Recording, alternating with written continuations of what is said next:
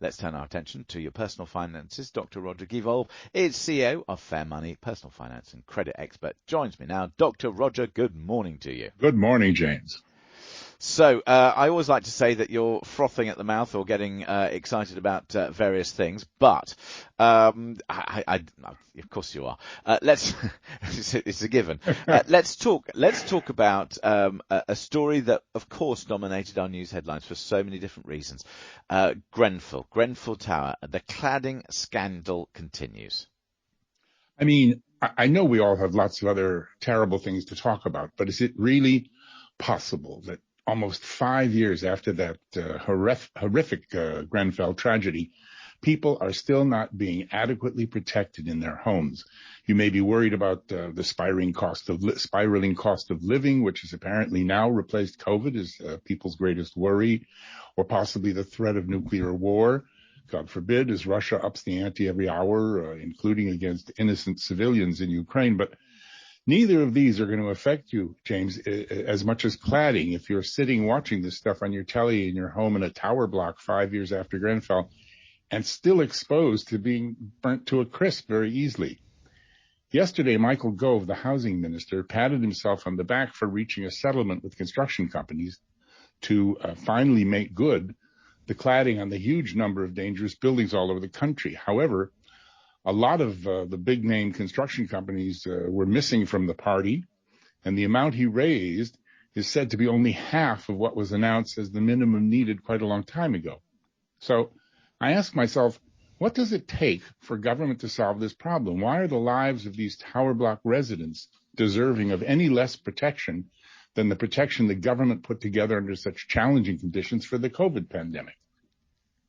And I think it's a rhetorical question. I suppose if it's an election issue, they might actually do something. Otherwise, they might just let it sit down and wait. Anyway, let's move on, because Tesco yesterday announced their profits. This is a difficult one, because on one hand you want our supermarket groups and indeed other big companies to do well, and if they do well, then it means that they can pay their people, and if they're paying their people, then that helps the economy, etc. But on the other hand, you don't necessarily want them to do too well, because we've got a cost of living crisis. Yeah, well, I mean, oh my God, somebody's going to have to hold me down for this one, because Tesco, as you say, announced yesterday afternoon that its profits have more than trebled in the last year. They went from £636 million to £2.3 billion, it was reported by Sky News. Now, and here it comes. Tesco followed this, James, by saying that it's going to, quote, struggle, unquote, to keep the weekly shop in check. I mean, wait a minute. I'm sure Tesco paid at least $50,000 to some executives and PR gurus to come up with this brilliant announcement. But could anyone say anything more idiotic and self-destructive? Hey, Tesco, can I drive?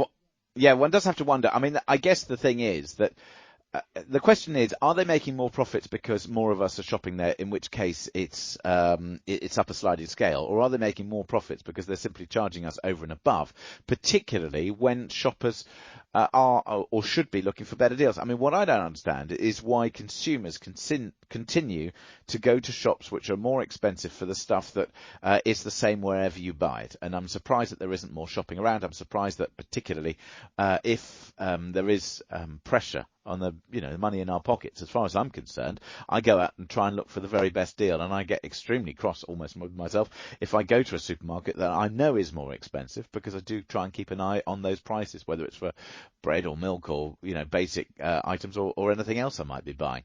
But look, I think there's going to be a lot more pressure on the likes of Tesco's. Now, just very quickly, why do you want to talk about cruise missiles?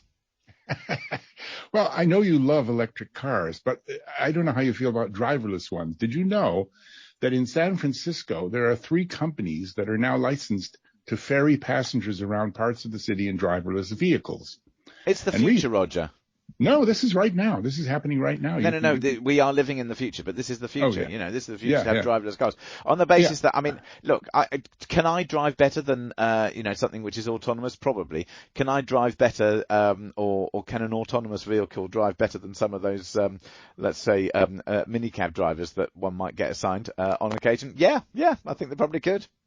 Well, I'm not, I'm sure you could drive better than this car because recently one of these three companies called Cruise had an empty driverless car with no passengers, fortunately, escape from an attempt to stop it by a police cruiser when the old Bill told it to pull over because its headlamps were off at nighttime. The company, which is already worth $30 billion in the crazy money that flies around for these sorts of things these days, Mm, said that their vehicle was absolutely following proper procedure and merely proceeding to a safer location in which to stop rather than simply evading the police, which it looked like on the copper screens. But I mean, shouldn't right. someone have programmed it to do what the people with the blue lights and the big guns tell them to? Wow. I mean, how Well, you say that, but yeah, they probably should. Roger, thank you so much for joining us this morning. We are out of time. That's Dr. Roger Givol, bringing you up to date on all the personal finance news. Would you go in a driverless car? I guess as a subject and indeed a question we will return to.